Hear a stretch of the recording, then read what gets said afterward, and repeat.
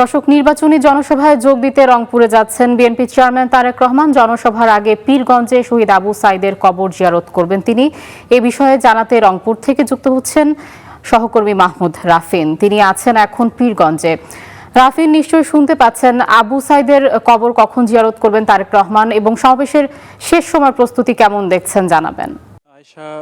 জাতীয়তাবাদী দল বিএনপির চেয়ারম্যান জনাব তারেক রহমান বগুড়া থেকে রওনা দিয়েছেন। কিছুক্ষণের মধ্যে রংপুরের পীরগঞ্জে জুলাই গণঅভ্যুত্থানের প্রথম শহীদ এবং বেগম রোকেয়া বিশ্ববিদ্যালয়ের শিক্ষার্থী আবু সাইদের কবর জিয়ারত করতে রংপুরের পীরগঞ্জের উদ্দেশ্যে আসবেন এবং এখানে এসে তিনি আবু সাইদের কবর জিয়ারত করবেন এবং তার পরিবারের সাথে সাক্ষাৎ শেষে কিন্তু রংপুরের কালেক্টর ঈদগাহ ময়দানে নির্বাচনী জনসভা রয়েছে রংপুর জেলা এবং মহানগর বিএনপির আয়োজনে।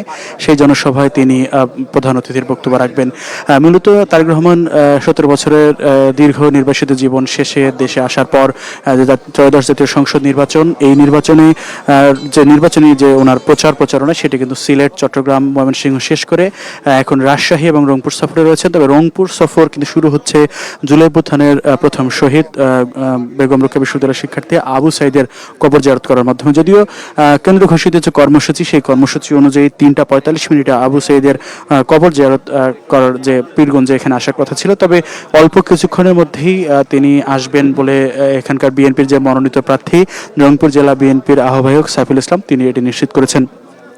এই পীরগঞ্জের বাবনপুর জাফরপাড়া এখানে তারেক রহমান এসে আবু সাইদের কবর জিয়ারত করবেন। ইতিমধ্যেই কিন্তু বিএনপির স্থায়ী কমিটির সদস্য ডক্টর এজেডএম জাহিদ সহ স্থানীয় যে নেতৃবৃন্দ তারা কিন্তু উপস্থিত হয়েছেন এবং কেন্দ্রীয় নেতৃবৃন্দ বলছেন যে তারেক রহমান আবু সাইদের কবর জিয়ারত শেষে তার পরিবারের সাথে সাক্ষাৎ করে রংপুর কালেক্টর ঈদগাহ ময়দানের উদ্দেশ্যে রওনা দিবেন।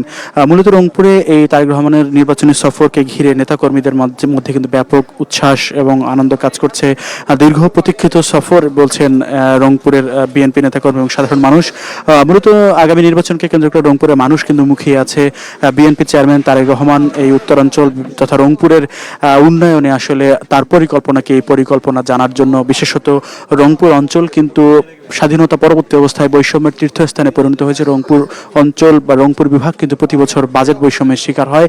একই সাথে রংপুর অঞ্চলের দুঃখ তিস্তা, এই তিস্তা মহাপরিকল্পনা ঘিরে কিন্তু রাজনীতির ডামাডোল অনেকটাই ছিল। এই রংপুর তিস্তা মহাপরিকল্পনা নিয়ে আসলে রংপুরবাসীকে তারেক রহমান কি বার্তা দেবেন, সেই বার্তার অপেক্ষায় রংপুরের উন্নয়নে রংপুরকে মূলধারায় নিয়ে আসার জন্য যে বার্তা দেবেন সেই বার্তা শোনার অপেক্ষায় কিন্তু রংপুরের বিএনপি নেতাকর্মী এবং সাধারণ মানুষ তারা কিন্তু মুখিয়ে আছে।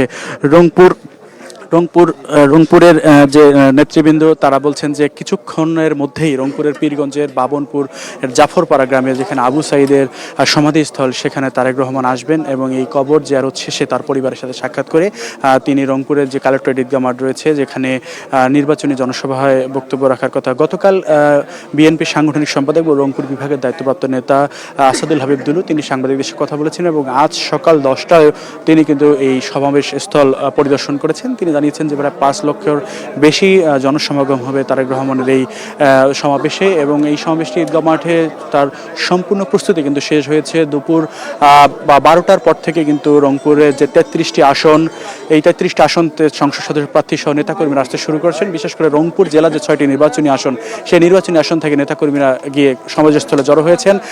এখন পর্যন্ত কিন্তু নির্বাচনী ঈদগাহ মাঠ সেটি কিন্তু কানায় কানায় পরিপূর্ণ। আয়েশা।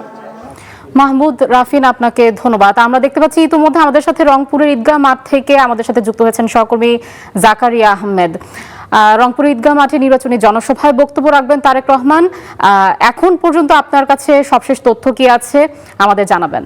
এই মুহূর্তে রয়েছে রংপুরের ঈদগাহ মাঠ ময়দানে রয়েছে, এইখানেই বিএনপি চেয়ারম্যান তারেক রহমান আমরা যতটুকু জেনেছি যে তিনি রংপুরে আছেন। রংপুরে পৌঁছেই তিনি জুলাই আন্দোলনের প্রথম শহীদ আবু সাইদের বাড়িতে যাবেন, সেখানে তার কবর জিয়ারত এবং সেখানে শ্রদ্ধা নিবেদনের পরে তিনি এই জনসভা আসবেন। তিস্তা পাড়ের এই জনপদ অনেক সমস্যা রয়েছে, এখানে তিস্তার ন্যায্য পানির হিস্যার যে সমস্যা রয়েছে, তিস্তা প্রকল্প নিয়ে যে সমস্যাগুলো রয়েছে, সেগুলোই এখানকার মানুষের মুখ দিকে, সেগুলো তাদের বক্তব্যে উঠে এসেছে।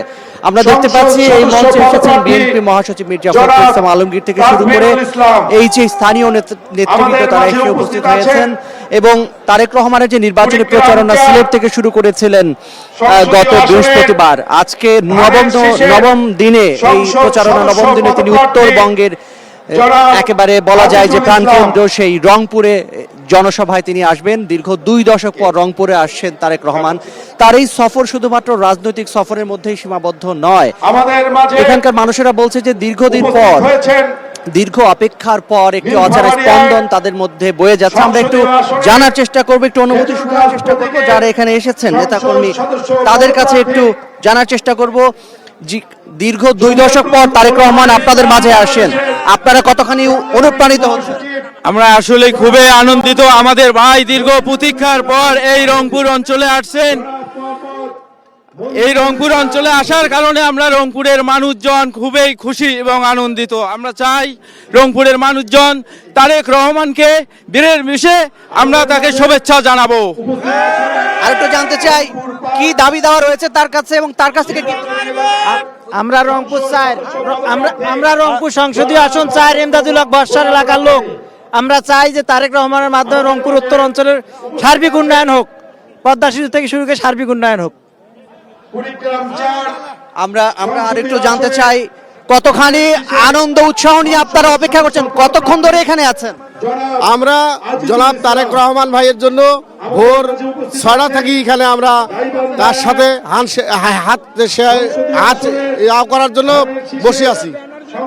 আমরা এর আগে যে সমাবেশগুলোতে অংশ নিয়েছেন তারেক রহমান, সেখানেও দেখেছি যে মানুষের যে আগ্রহ, উদ্দীপনা এবং উৎসাহ তার এই জনসমাবেশ ঘিরে। আমরা একটু আগে শুনলাম একজন সকাল বা ভোর 6টা থেকে অপেক্ষা করছেন, অর্থাৎ কোনো কিছুই তাদেরকে ক্লান্ত করতে পারছে না।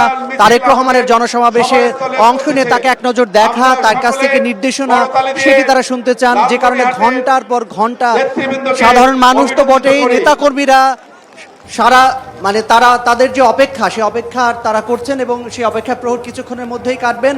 তারেক রহমান এই জনসভায় আসবেন এবং পদ্মাপাড়ের, এবং আমরা গতকালকে দেখেছি পদ্মাপাড়ে মানুষের কাছে তিনি যে প্রতিশ্রুতি দিয়েছেন, সেই তিস্তা পাড়ের মানুষদের কাছে তিস্তা পাড়ের মানুষের যে দাবি রয়েছে সেগুলো নিয়ে তার যে পরিকল্পনা সেগুলো তুলে ধরবেন। আমরা রয়েছি স্টার নিউজের দর্শকদেরকে তারেক রহমান আসা মাত্রই আবার দেখাতে পারবো। আমরা চলে যাচ্ছি স্টুডিওতে। জাকারিয়া, আপনাকে ধন্যবাদ। আমরা পরবর্তীতে আবার আপনার সাথে যুক্ত হব। দর্শক, রংপুর থেকে আমাদের সাথে যুক্ত ছিলেন সহকর্মীরা এবং জানাচ্ছিলেন বিএনপি সমাবেশের সবশেষ তথ্য।